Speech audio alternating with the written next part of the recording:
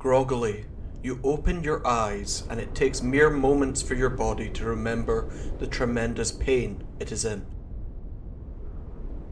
Ahead, against the calming colours of sunset, you can make out the silhouette of a distant towering mountain. At least, that's what you think it is, at first, until you hear the sounds of flesh being torn and chewed, and you realise the mountain is moving. As your vision returns with horrifying clarity, you realise that this mountain is actually a furred beast as tall as 5 men, devouring what remains of those you were exploring this freezing landscape with. Looking down, your terror only grows as you see your legs are mangled and bleeding. Even if they weren't, the pain and exhaustion you feel are too great for you to even try and crawl away. As you accept there is no escape, the beast slowly turns towards you, hungrily staring at you with eyes that glow with an icy blue chill.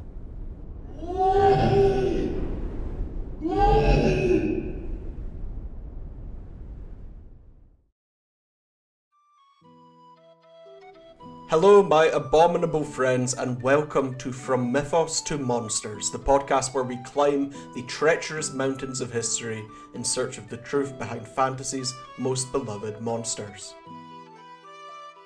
Please remember to subscribe to the channel and to check out my Patreon if you want to see all the cool stuff I make for D&D. Now, today we're going to Asia for the first time in this podcast in search of the elusive and terrifying beast known as the Yeti.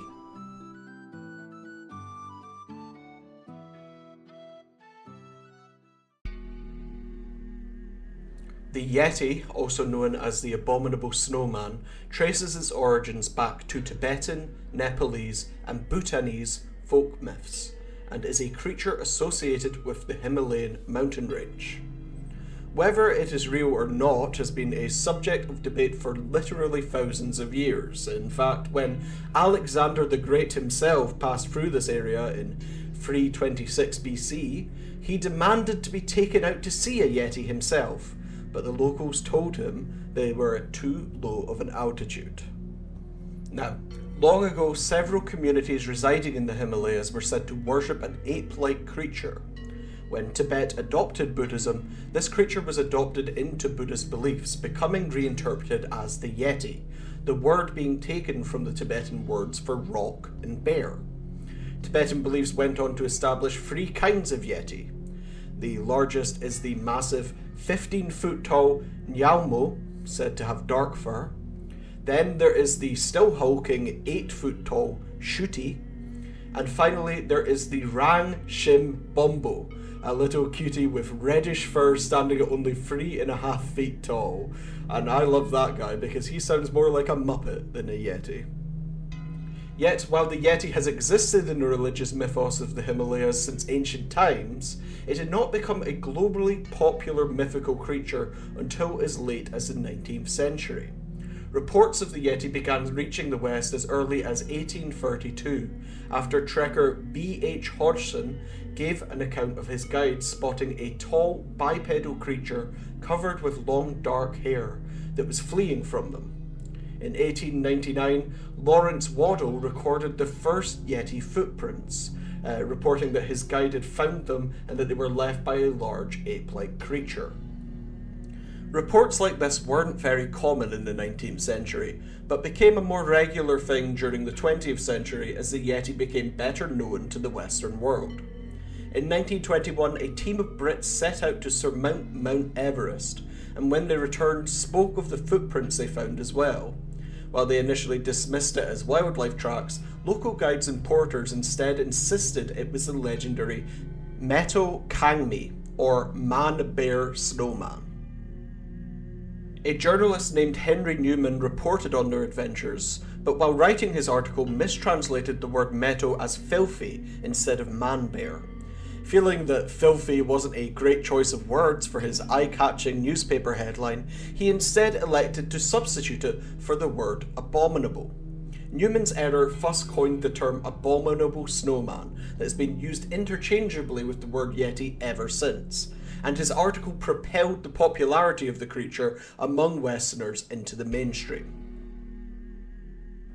The most compelling evidence ever found in favour of the Yeti's existence was uncovered in 1951, when two climbers at an elevation of over 15,000 feet found tracks that stretched for around a mile, each twice the size of a human foot, with claw marks. They took photos, which you can currently see in the video, placing their ice picks next to the prints to use as a size reference. By this point in time, Yeti hunting had become such a widespread trend that the USA actually developed regulations around expeditions aimed at finding the creature. In 1951, these regulations were published and stated that Yeti hunting groups must pay the Nepalese government 5,000 rupees, that they could photograph and capture the Yeti but must not kill it if they found one alive, unless it was in self-defense, and finally that they must surrender any and all photographic evidence to the authorities. If only America could regulate other things as well as they regulate Yeti hunters. Now, by the time of the modern day, while the excitement of Yeti hunting has gradually died down and belief in the Yeti's existence has wavered, it has nonetheless remained a beloved fixture in modern media, particularly as a fantastical monster. The Yeti's cultural relevance was perhaps first cemented in 1957 with the horror film titled The Abominable Snowman. Now, having watched this film as research for this episode, I can say the absolute scariest thing about it is its very offensive depiction of the Tibetan people and their beliefs. The movie follows an expedition of Westerners who seek to discover the Yeti, and while most of the group dies along the way, the final survivor has a close encounter with some, although ultimately pretends he never saw them at all. As a horror movie, it does have a few parts that are certainly unnerving, and a lot of parts that haven't aged quite as well. But the Yetis themselves do look somehow simultaneously terrible and terrifying. The Yeti would continue to be a frequent sight in horror and later on in fantasy as well. It first appeared in Dungeons & Dragons in 1975 and was included in the game's first monster manual. They were said to be very rare and could only be found in climates that were too cold for ordinary creatures to survive in. They also had a fondness for human flesh. Since then, Yetis have appeared in every edition of D&D.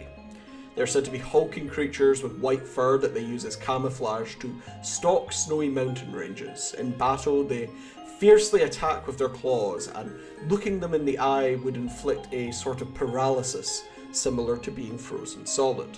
While their thick fur made them resistant to cold attacks, this fur was also a double-edged sword because it made them susceptible to fire. There are also more dangerous variants of Yeti in the game, known as abominable Yetis, which are able to grow to colossal sizes and are capable of menacing entire mountain ranges by themselves. So, what makes the Yeti a compelling monster? Well, personally, I think it's because of the romantic sense of mystery and adventure surrounding it. Even in the modern day, a creature like the Yeti, which is said to dwell only in the highest altitudes of some of the coldest and most uninhabitable parts of the world, can never be definitively disproven, and the fact that it has been deeply rooted in local beliefs for thousands of years gives further weight to the idea that it could exist. What's more, as far as mythological monsters go, it's a perfectly grounded one. Paleontology has seen many examples of hulking, furry primates that existed in practically every climate. But I think the most compelling way to utilise the Yeti in a story or game like D&D isn't through focusing on the Yeti itself, but rather the adventure surrounding it. Hunting for a Yeti should be an exhilarating experience that takes you to places few have ever gone. And while succeeding on your search should still be a rewarding experience, the most memorable part should be the hardships you overcame and the mysteries you solved along the way.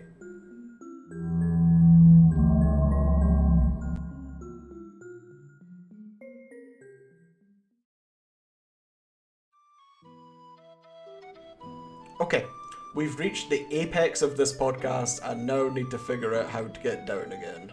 Thanks for tuning in. I know I don't have a huge listener base, so if you've made it this far, just know I really sincerely appreciate it. If you liked this episode, please subscribe to the channel, and remember you can get lots of cool stuff on my Patreon, a lot of it for free. Okay, take care.